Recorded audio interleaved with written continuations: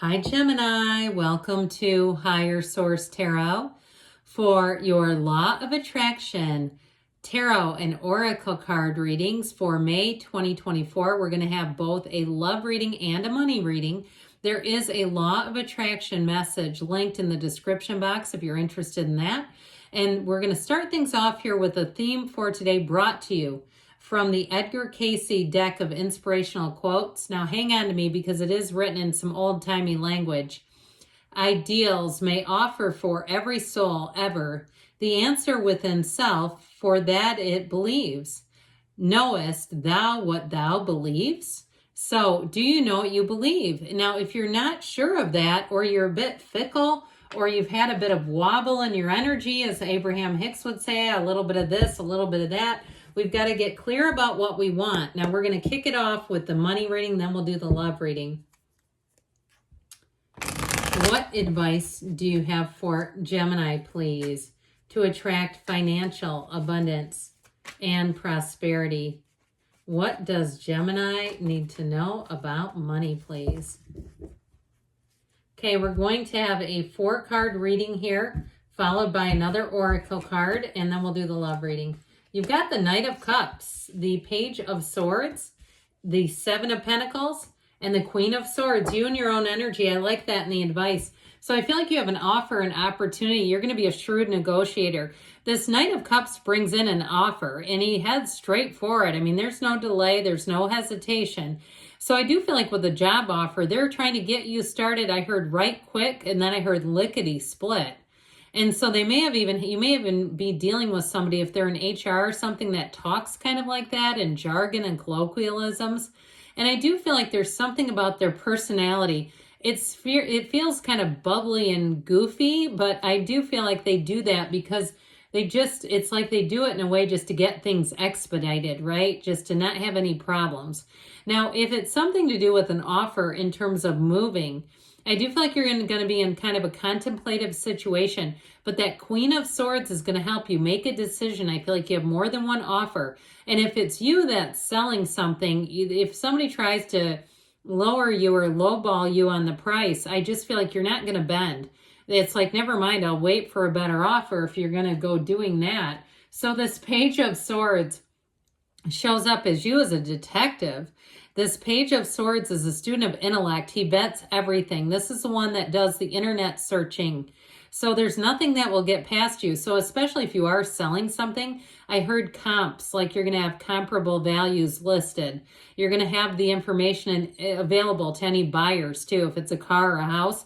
So that kind of curtails them from trying to do some kind of mumbo jumbo negotiations because they're just trying to get a better rate. And so with this, as far as a job too, I feel like you'll research anything you do. If you're on the buying end, you'll also do the research. So I do feel like with this, you won't be hasty. He's cautious, okay? He doesn't just throw caution in the wind. The only thing you have to be careful with this, he's not always the best communicator. However, with the Queen of Swords, she's fantastic.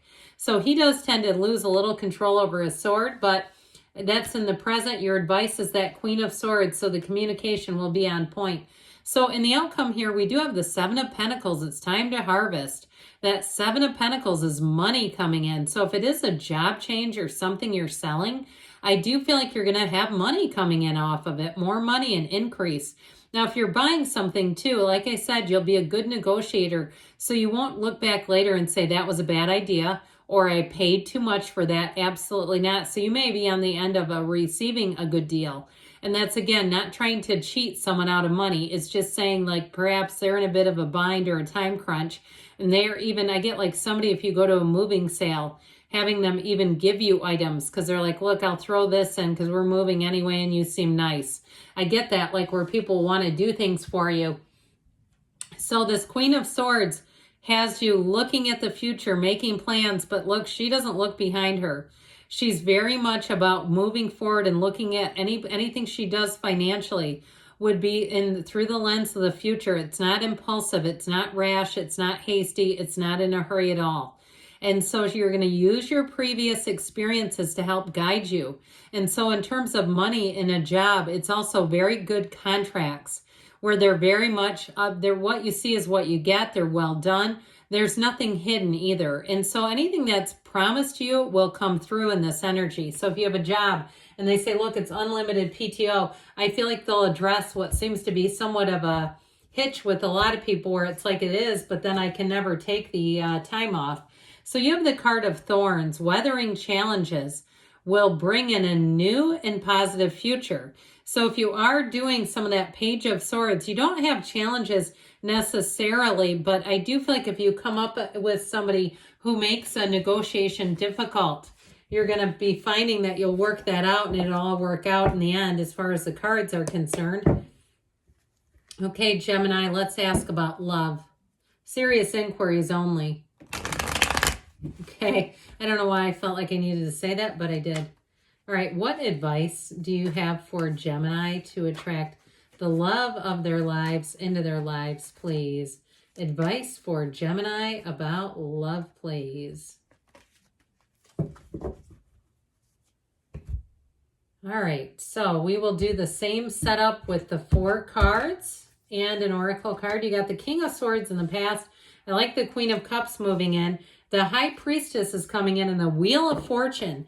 So I feel like if you're in a relationship right now, that High Priestess is about planning. And so for some, if you're trying to make a move together with the Wheel and the Queen of Cups, that planning is a big part of it. So the King of Swords is in the past. He's very no nonsense, but he's also quite emotionally unavailable. So either if you were in a relationship and you were too focused on your career and moving, or you weren't in one and you haven't brought anyone in, it's because of this. This doesn't exactly say, hey, I'm really wanting to spend a lot of time with you. It really is a card of like that focus, that laser focus, and not having much room for anything else. But like I said too, it also, if it's a past relationship and the person was just not emotionally available and you grew tired of it, you didn't want to be invisible in the relationship, because who wants to do that? And so if you left a relationship, I do feel like you have one coming in here. This Queen of Cups is all about self-care, but you also have 2 of these, okay? The card of the Psychic and following your intuition. So there's something here as far as if you left a relationship and people even questioned why.